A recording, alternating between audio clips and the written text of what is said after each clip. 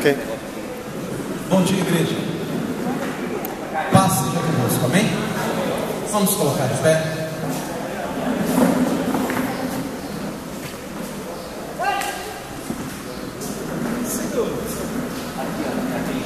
Hoje nós temos como desafio o capítulo 4 do livro de Apocalipse, seguindo aí a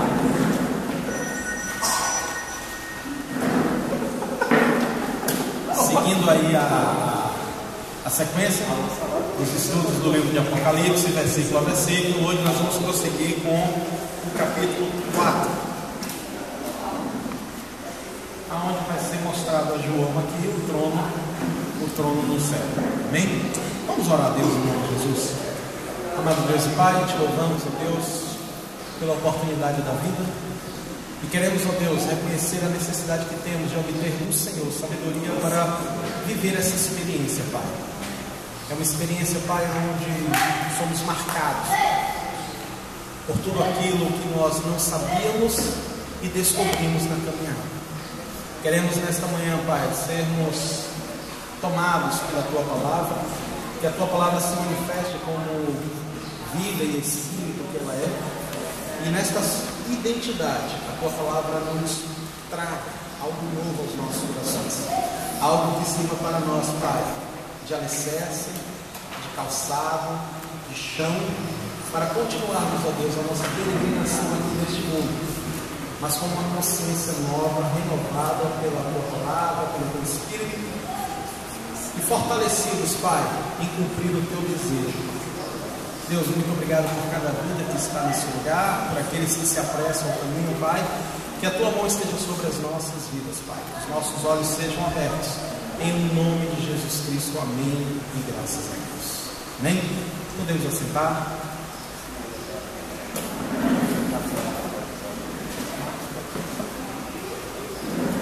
Amém? Queridos, vamos tentar botar as cadeiras dessa forma. Vamos nos aproximar um pouco mais. Temos aqui o lado de cá já prontinho, para a gente não se desviar aí, não desviar a atenção em favor de qualquer outra coisa, amém? Vamos nos aproximar.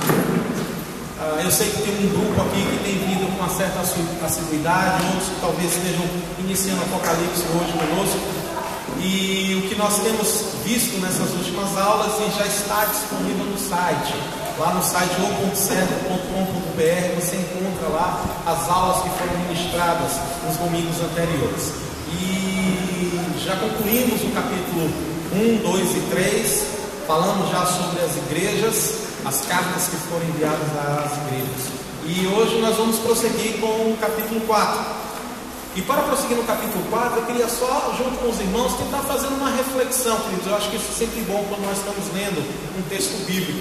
É refletir um pouquinho na alma daquela pessoa que escreveu o livro. Em Apocalipse vimos que é João.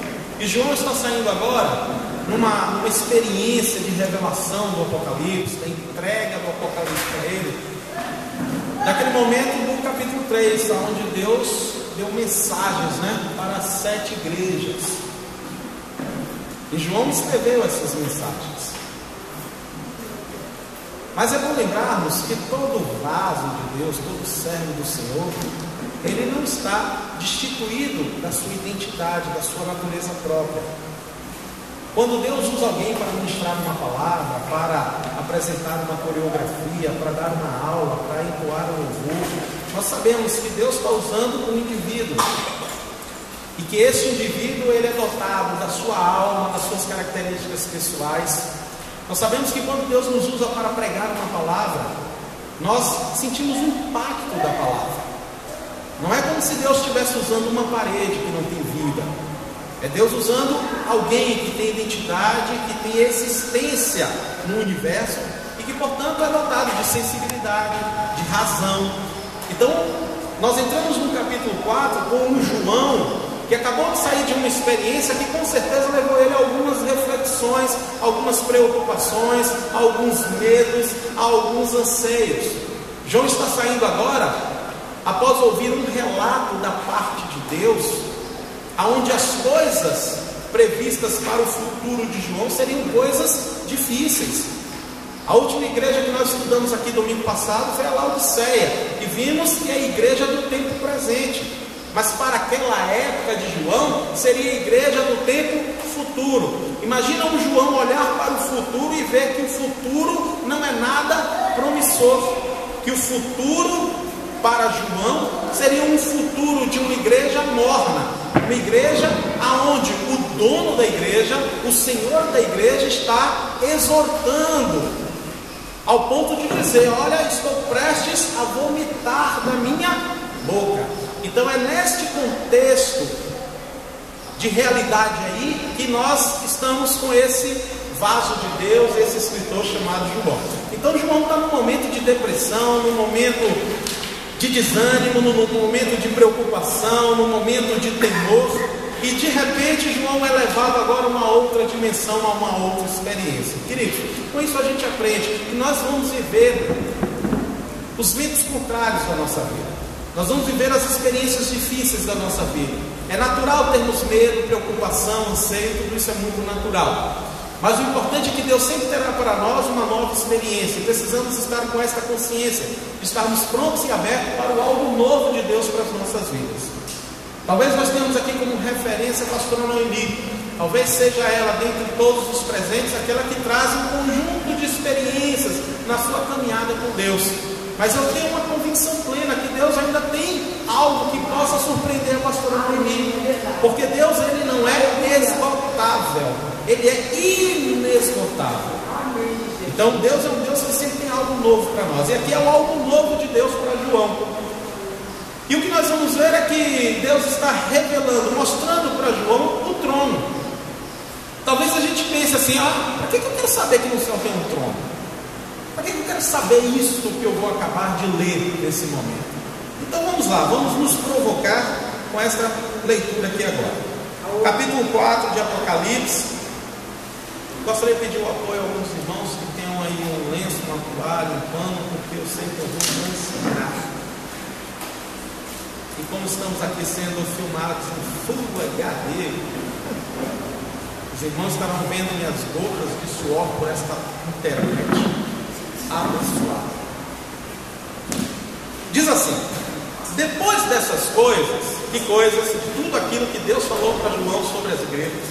Então, depois dessas coisas, olhei, e diante de mim estava uma porta aberta no céu. Lembra-se que Jesus, em um dado momento da sua caminhada, ele se apresenta também como porta. A voz que eu tinha ouvido no princípio, falando comigo como trombeta, disse: suba para cá, e lhe mostrarei o que deve acontecer depois dessas coisas. Então estamos vendo aqui uma cadeia sucessiva de situações. Imediatamente me vi tomado pelo Espírito, e diante de mim estava um trono no céu, e nele estava assentado alguém. Aquele que estava assentado era de aspecto semelhante a jaspe e sardônio. Um arco-íris, parecendo uma esmeralda, circundava o trono, ao redor do qual estavam outros 24 tronos, e assentados neles havia 24 anciãos. Então, só para alinhar aí na tua mente uma visão clara sobre o que João está vendo. Então ele está vendo agora, ele viu uma porta, depois ele ouviu alguém falando com ele: suba para cá.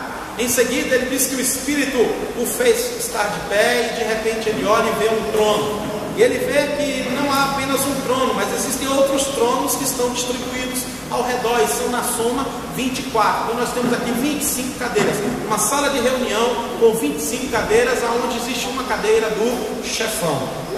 E ele começa a detalhar para nós o que é que ele vê. Eles estavam vestidos de branco, e na cabeça tinham coroas de ouro. Então é uma sala de reunião onde tinha no principal trono alguém, ele não diz quem é, ele chama de alguém, sujeito indeterminado. Depois ele diz que tem 24 tronos, e nesses 24 tronos existem 24 anciãos, e que nesses anciãos estão postas coroas sobre as suas cabeças, e coroas de ouro. Versículo 5: do trono saíam relâmpagos, vozes e trovões. Diante dele estavam acesas 7 lâmpadas de fogo, que são os 7 Espíritos de Deus.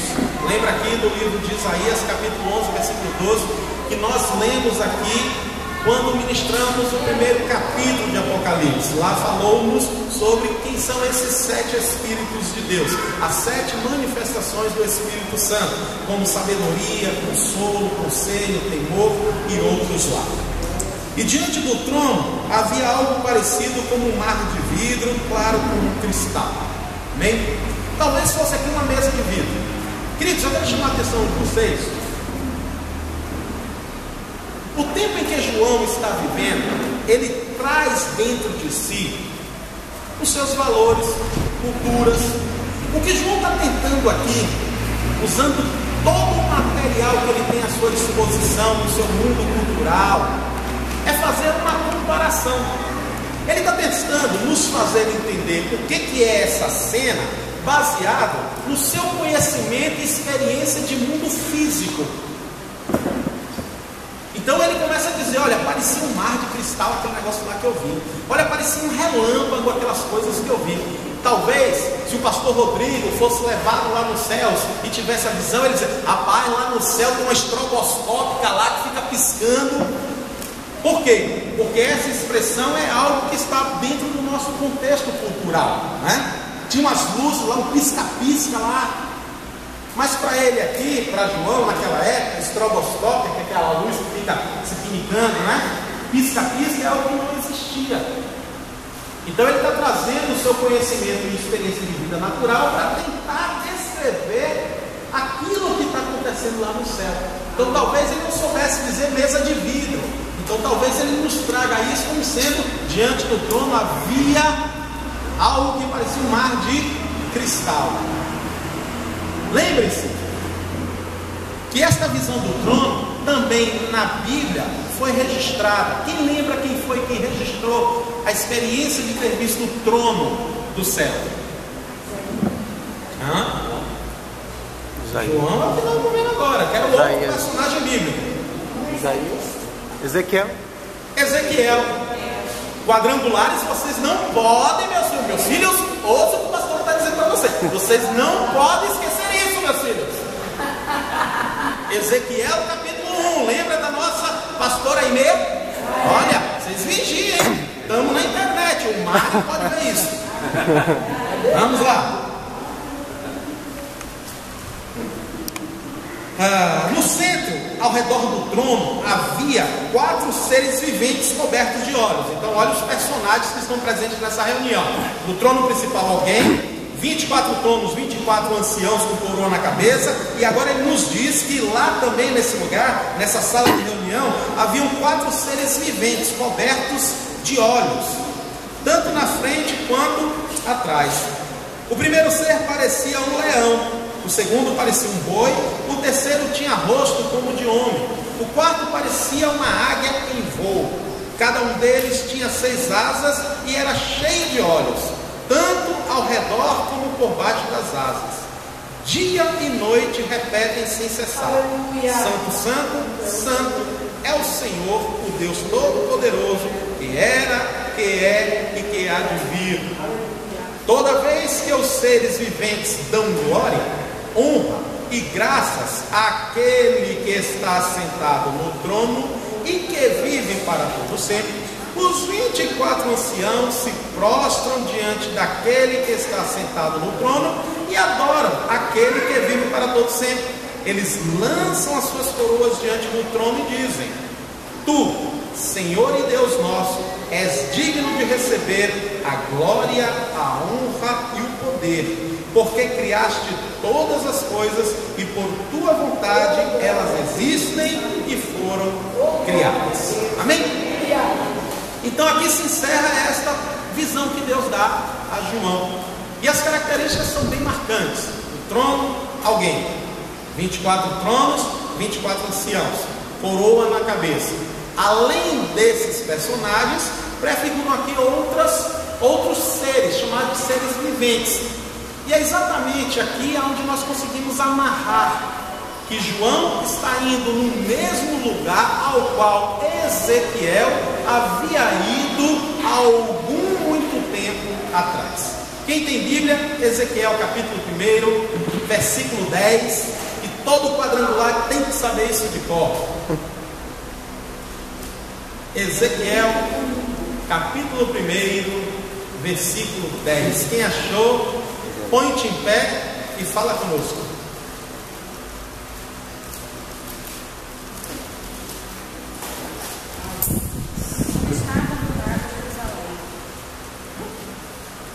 Ezequiel 1:10. E o vento levou.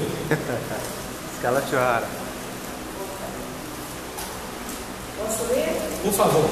E a semelhança dos seus rostos era o rosto do homem, a mão direita todos os quatro tinham o rosto de leão, e a mão esquerda todos os quatro tinham o rosto de um boi, e também o rosto de água, todos os quatro. Isso. Então observe que aquilo que Ezequiel viu é algo que João também está vendo. E é algo que Deus tem como cuidado trazer para nós, porque significa que assim o é o trono do Senhor.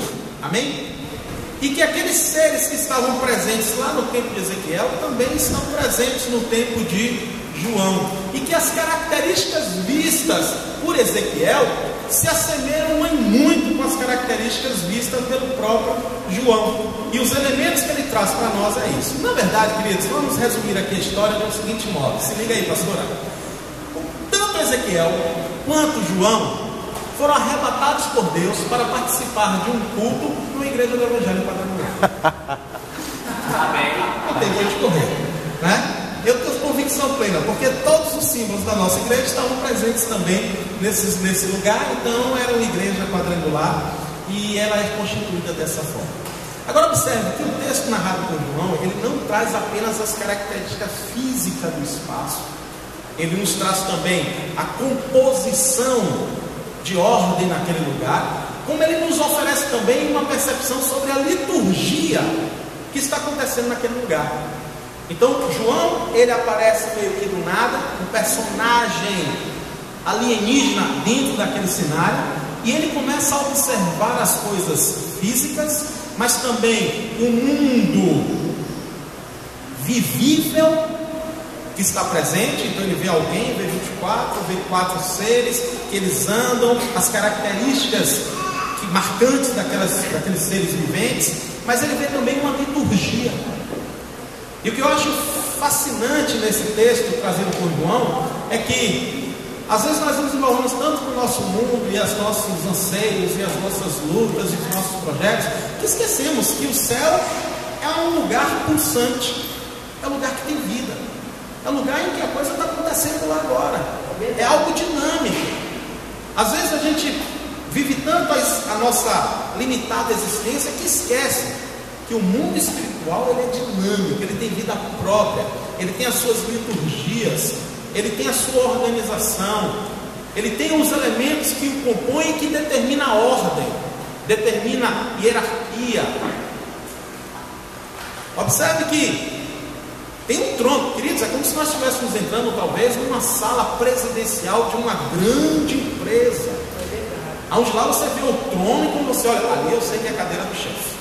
As características me fazem perceber que ali não é qualquer um que pode se assentar.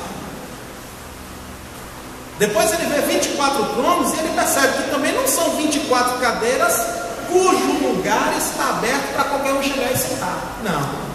Aquelas cadeiras foram postas para servir a 24 homens específicos. Eu estou usando homem com uma expressão mais geral da palavra. E que esses homens estavam ali não é porque eles tinham autoridade para estar ali. Foi colocado sobre eles coroa. Coroa significa o quê? Honra, majestade, glória, poder, domínio.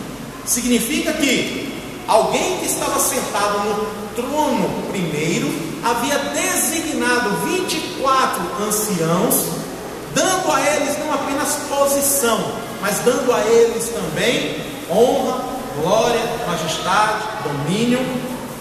E João, quando observa aquela liturgia, ele percebe que os seres viventes, eles passeavam e eles entoavam santo, santo, santo.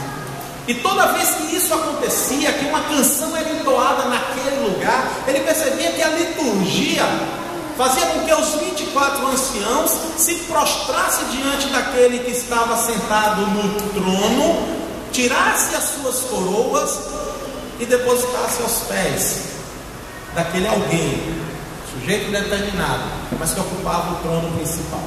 Então essa é a liturgia percebida por João e apresentada para nós. Algo que nos parece ser uma atitude extremamente comum nos céus, algo que as pessoas fazem porque se sentem naturalmente inclinadas a fazer, e algo que chama bastante a atenção de João.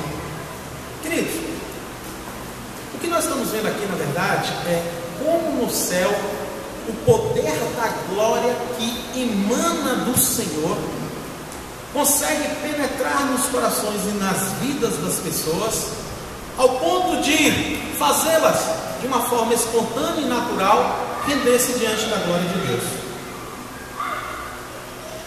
Eu sei que é difícil um pouquinho para nós percebermos isso, porque na nossa experiência de vida cristã, o que nos faz romper dos nossos tronos para render glória a Deus tem sido, sabe o que? A conquista das nossas vitórias. Quando alcançamos algo de Deus, nos sentimos impulsionados a nos prostrar diante dele em agradecimento, em honra, em glória. Mas o que nós estamos vendo aqui é algo que parece ser meio que mecânico. João olhou e viu os 4 lá, santo, santo é Deus. Os 24 levanta, tira a coroa e se prostra. Poxa, isso está me parecendo algo frio, algo mecânico. Será que é assim no céu? Observe a dificuldade que nós vamos ter de conseguir pensar um céu em que isso é tão natural e espontâneo, como é natural e espontâneo o balançar das folhas ao sabor do vento. As folhas, elas balançam de uma maneira tão natural diante do vento, assim como esses 24 e os 4, de uma forma muito natural, rendem a Deus toda a honra, toda a glória, todo o louvor, todo o poder e todo o domínio. É porque a gente não consegue perceber isso nessa dimensão, porque é o seguinte: para nós rendermos essa glória, esse louvor, esse domínio, para que isso exploda dentro de nós como algo natural, é necessário que Deus faça algo nas nossas vidas. Nossa adoração tende a ser uma reação ao mover de Deus. Aqui é diferente. Aqui nós estamos vendo uma adoração como uma ação natural. Nós precisamos nos preparar para ir para o céu. Nos preparar para ir para o céu ao ponto de compreendermos o seguinte: Deus, eu quero simplesmente te adorar. Não importa o que tu tenhas feito ou venhas a fazer. Nós cantamos isso. Quero dar o melhor de mim. Quero te oferecer sacrifícios de louvor. Eu penso que essa canção ela tente nos tratar ao ponto de sermos adoradores espontâneos. Natureza de adorador, essência de adorador, é aquela pessoa que acorda de manhã e sente prazer em se prostrar diante de Deus e dizer: Deus, obrigado. Não sei nem porquê, mas eu quero dizer obrigado. Deus, eu quero dizer que tu és bendito. Deus, eu quero aqui, frente ao reino dos homens, a mim mesmo, frente a esse mundo que me cerca, que é o mundo espiritual, eu quero de uma maneira espontânea dizer que eu te amo. Deus, eu sou seu filho e tu és para mim um pai. Mas isso de uma forma natural, não simplesmente porque alguém mandou, ou não simplesmente porque você está vindo de uma experiência de euforia e aí você é glória. Não, mas simplesmente porque a tua natureza, assim como desses 24 anciãos e desses seres viventes, tem de uma forma muito natural render ao Senhor um trono de glória, um trono de majestade. Amém? Eu observo que nessa leitura feita por João, a preocupação dele aqui não está em querer evidenciar quem senta no trono. Ele fica como um sujeito indeterminado, é alguém que está lá. Porque o que chama a atenção dele, olha que coisa curiosa, não é esse alguém. O que chama a atenção dele é como as pessoas que estão ao redor daquele alguém, de uma maneira tão natural, adoram aquele alguém. Eu creio que foi isso que tem impactado João. Talvez ele tenha visto aquilo e feito uma leitura de si mesmo. Deus, eu preciso ter a minha natureza modificada, ao ponto da minha atitude na terra ser semelhante no céu. Lembra do Pai Nosso? Assim na terra como nos céus. Talvez o que João tenha percebido, porque eu vou ser sério, queridos, ir lá num lugar como esse que esse cabra foi, e não descrever nada acerca de Deus, nem sequer ele citou o nome, ele usa a expressão do sujeito indeterminado. Alguém estava sentado no trono, mas não é isso que me chamou a atenção. O que me chamou a atenção é que existiam outras pessoas lá, que estavam tão assediadas, estavam tão vitaminadas por um desejo ardente de adorar aquele alguém, que essas pessoas tinham esse comportamento litúrgico. Elas se prostravam, elas arrancavam suas coroas. Talvez o que João esteja fazendo aqui é tentando mostrar para nós, amém, que adoração é que nós temos feito ao Senhor. O que me impacta nesse texto aqui, eu já passo para a senhora, não é simplesmente o trono pelo trono, mas a liturgia, o cerimonial, a intensidade com que aqueles seres são voltados em adoração àquele alguém aonde João não se preocupa nem em definir quem é. E que talvez ele fique, será que é Jesus? Será que é Deus? Será que é o Espírito Santo? Quem é que estava naquele trono afinal de contas? Mas não é isso que João está preocupado. João está tentando mostrar para nós, aleluia, é verdade, que há uma natureza de adorador que precisa verdadeiramente sair em nós no processo da regeneração da nossa vida humana aqui na terra, para que seja aqui na terra como é na dimensão do céu.